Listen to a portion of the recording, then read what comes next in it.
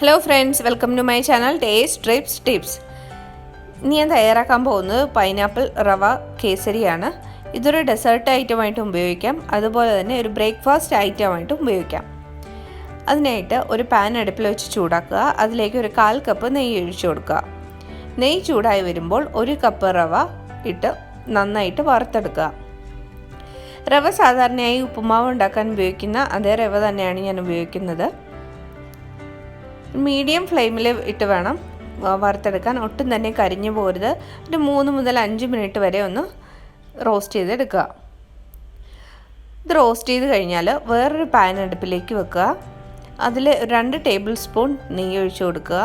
ഇതിലേക്ക് 1/4 കപ്പ് അരിഞ്ഞ പൈനാപ്പിൾ, ചെറുതായിട്ട് അരിഞ്ഞെടുത്ത പൈനാപ്പിൾ ചേർത്ത് വഴറ്റിയെടുക്കുക. ഏകദേശം 2 മിനിറ്റോളം ഇട്ട് വഴറ്റുക. ഇത് കഴിയുമ്പോൾ നമുക്ക് ഒരു പൈനാപ്പിളിൻ്റെ പൾപ്പും കൂടെ ചേർത്ത് കൊടുക്കാം. ഒരു 1/4 കപ്പ് പൈനാപ്പിൾ നന്നായിട്ട് അരച്ചെടുത്തതും കൂടെ ചേർത്ത് കൊടുക്കാം.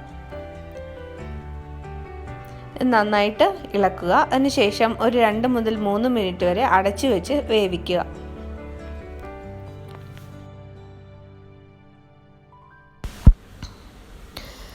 പൈനാപ്പിൾ നന്നായിട്ട് വെന്ത് കഴിയുമ്പോൾ നമുക്ക് വെള്ളം ചേർത്ത് കൊടുക്കാം.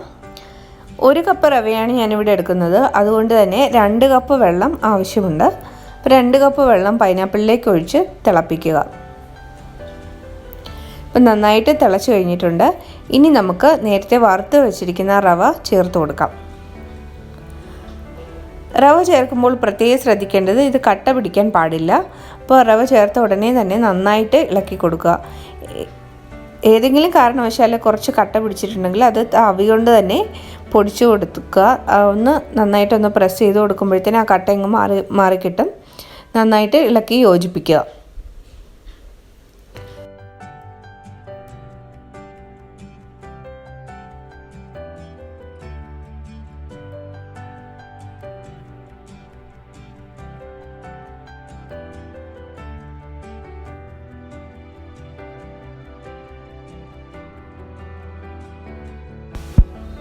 വെള്ളമെല്ലാം വറ്റുന്നത് വരെ നന്നായിട്ട് ഇളക്കി യോജിപ്പിക്കുക.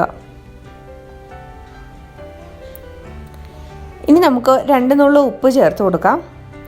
മധുരമുള്ള ഒരു പലഹാരമാണെങ്കിൽ കൂടി ഉപ്പ് ചേർക്കുന്നത് നല്ലതാണ്. 2 നുള്ളു, ഒരുപാട് ഉപ്പ് കൂടി പോവരുത്. 2 നുള്ളു ഉപ്പ് ചേർത്ത് കൊടുക്കുക. ഇത് നന്നായിട്ട് ഇളക്കി യോജിപ്പിക്കുക. ഇതിന് ശേഷം ഒരു മൂടി വെച്ച് അടച്ച് ഒരു 2 മിനിറ്റ് നേരം ഒന്ന് കുക്ക് ചെയ്തെടുക്കാം. ഇപ്പം നല്ല പാകത്തിന് വെന്ത് വന്നിട്ടുണ്ട്. ഇനി പഞ്ചസാര ആഡ് ചെയ്യുക. 1 കപ്പ് റവയ്ക്ക് 1 കപ്പ് പഞ്ചസാരയാണ് ഞാനിവിടെ യൂസ് ചെയ്യുന്നത്. ഇപ്പോൾ മധുരം ഓരോരുത്തരുടെയും ഇഷ്ടത്തിനനുസരിച്ച് കൂട്ടുകയോ കുറയ്ക്കുകയോ ഒക്കെ ചെയ്യാം. ഇതിലേക്ക് ബാക്കി 1/4 കപ്പ് നെയ്യ് കൂടി ചേർത്ത് കൊടുക്കുക. നെയ്യ് ധാരാളമായിട്ട് ഉപയോഗിക്കുന്നൊരു പലഹാരമാണ് കേസരി. നന്നായിട്ട് ഇളക്കി യോജിപ്പിക്കുക.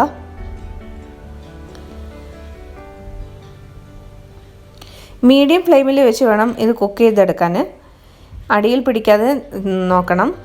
ഇപ്പോൾ പഞ്ചസാരയും നെയ്യും എല്ലാം നല്ലതുപോലെ ലയിച്ച് ചേർന്നിട്ടുണ്ട്. നല്ലതുപോലെ മിക്സ് ചെയ്തെടുക്കുക. ഇത് കുറേ നേരം ഇളക്കിക്കൊണ്ടിരിക്കണം.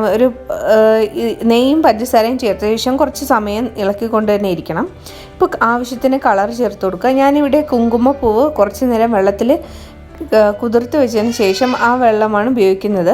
അല്ലെങ്കിൽ നമുക്ക് സിന്തറ്റിക് ഫുഡ് കളർ വേണമെങ്കിലും ചേർക്കാം. അല്ലെങ്കിൽ ഒരു നുള്ളു മഞ്ഞൾപ്പൊടി ആയാലും മതി. ഒരല്പം ഏലക്ക പൊടിച്ചതും കൂടി ചേർത്ത് കൊടുക്കുക. നന്നായിട്ട് എല്ലാം ഇളക്കി യോജിപ്പിക്കുക. ഇപ്പോൾ കണ്ടാൽ മനസ്സിലാവും ഏകദേശം പാകമായി വന്നിട്ടുണ്ട്. കാരണം ഈ കേസരി പാത്രത്തിൽ നിന്ന് വിട്ട് വരുന്നുണ്ട്. ഇങ്ങനെ ഇളക്കുമ്പോൾ പാത്രത്തിൽ നിന്ന് വിട്ട് വരുന്നുണ്ട്. അതാണ് കറക്റ്റ് പാകം. ഇനി നെയ്യിൽ വറുത്ത് വെച്ചിരിക്കുന്ന അണ്ടിപ്പരിപ്പും കിസ്മിസും കൂടെ ചേർത്തിളക്കി നമുക്ക് വിളമ്പാവുന്നതാണ്. ഇത് കുട്ടികൾക്കെല്ലാം വളരെ ഇഷ്ടപ്പെടുന്ന ഒരു പലഹാരമാണ്. വളരെ പെട്ടെന്ന് തന്നെ തയ്യാറാക്കാൻ പറ്റും. വളരെ കുറച്ച് ഇൻഗ്രീഡിയൻസ് മാത്രം മതി. അപ്പോൾ എല്ലാവർക്കും ഇഷ്ടപ്പെട്ടു കാണുമെന്ന് വിശ്വസിക്കുന്നു. എല്ലാവരും ട്രൈ ചെയ്ത് നോക്കുക. ചാനൽ സബ്സ്ക്രൈബ് ചെയ്യാൻ മറക്കരുത്. ബെല്ലൈക്കണിൽ ഓൾ എന്ന് തന്നെ പ്രസ് ചെയ്യുക. അടുത്തത് വീഡിയോയുമായി കാണുന്നവരെ നന്ദി.